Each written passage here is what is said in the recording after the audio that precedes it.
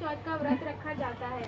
सुहागिनें पति के दीर्घ जीवन की कामना हेतु यह व्रत करती हैं। सुहागिनों को इस दिन निर्जला व्रत रखना चाहिए। रात्रि को चंद्रमा निकलने पर उसे अर्घ्य देकर पति से आशीर्वाद लेकर भोजन ग्रहण करना चाहिए। पूजन विधि। करवा चौथ के दिन व्रत रखें और एक पट्टे पर जल से भरा लोटा रखें। मिट्टी के एक करवे में गेहूं और ढक्कन में चीनी व सामर्थ्य अनुसार पैसे रखें। रोली, चावल, गुड़ आदि से गणपति की पूजा करें। रोली से करवे पर स्वास्तिक बनाएं और 13 बिंदियां रखें। स्वयं भी बिंदी लगाएं और गेहूं के 13 दाने दाएं हाथ में लेकर कथा सुनने के बाद अपनी सासू जी के चरण स्पर्श करें और करवा उन्हें दे दें। पानी का लोटा और गेहूं के दाने अलग रख लें। रात्रि में चंद्रोदय होने पर पानी में गेहूं के दाने डालकर उसे अर्घ्य दें, फिर भोजन करें। यदि कहानी पंडिताई से सुनी हो तो गेहूं, चीनी और पैसे। यदि बहन बेटी हो तो गेहूं, चीनी और पैसे। करवा चौथ और बहुओं ने व्रत रखा था।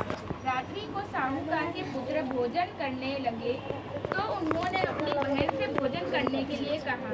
बहन बोली, भाई अभी चंद्रमा नहीं निकला है, उसे निकलने पर मैं अर्घ्य देकर भोजन करूंगी। इस पर भाइयों ने नगर से बाहर जाकर अग्नि जला दी और छलनी ले जाकर उसमें से प्रकाश दिखाते हुए बहन से कहा, बहन चंद्रमा निकल आया है, अर्घ्य देकर भोजन कर लो। बहन अपनी भाभियों को भी बुला लाई और तुम भी चंद्रमा को अर्घ्य दे लो। किंतु वे अपने पतियों की करतूतें जानती थी। उन्होंने कहा, बाई जी अभी चंद्रमा नहीं निकला है, तुम्हारे भाई चालाकी करते हुए अग्नि का प्रकाश छलनी से दिखा रहे हैं।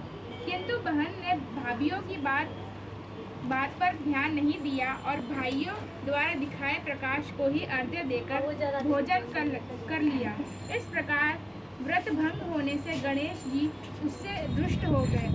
इसके बाद उसका पति सख्त बीमार हो गया और जो कुछ घर में था उसकी बीमारी में लग गया।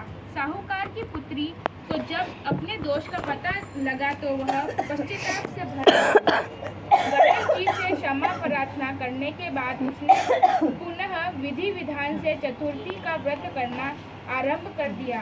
श्रद्धानुसार सबका आदर सत्कार करते हुए सबसे आशीर्वाद लेने में ही उसने मन को लगा दिया। इस प्रकार कर्म को देखकर प्रसन्न